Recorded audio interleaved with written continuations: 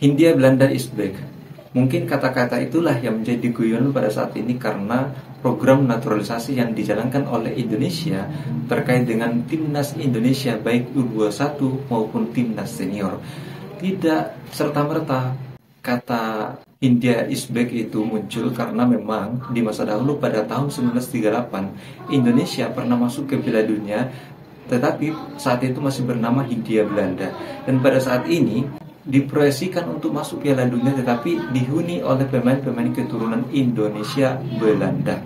Perlu diketahui bahwa kenapa kemudian banyak keturunan Indonesia yang ada di Belanda, karena pada sebelum tahun 1949 Indonesia pernah mengalami penjajahan secara langsung dari Belanda karena Belanda belum menerima pengakuan bahwa Indonesia telah merdeka dan diakui oleh dunia.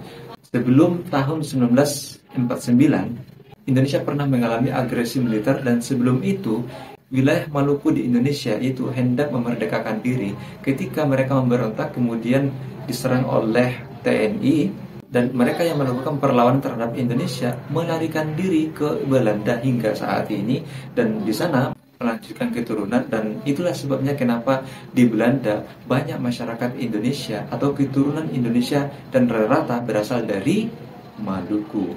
Tidak heran jika keturunan mereka itu melanjutkan ke persepakbolaan Belanda, kemudian meniti karir hebat dan diambil oleh Indonesia sebagai pemain timnas.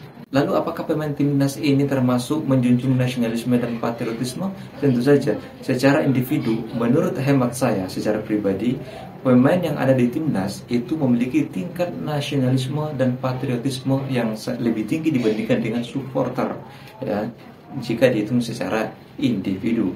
Ini bukan berarti saya mengatakan bahwa supporter Indonesia itu tidak menjunjung nilai-nilai nasionalisme. Tidak seperti itu.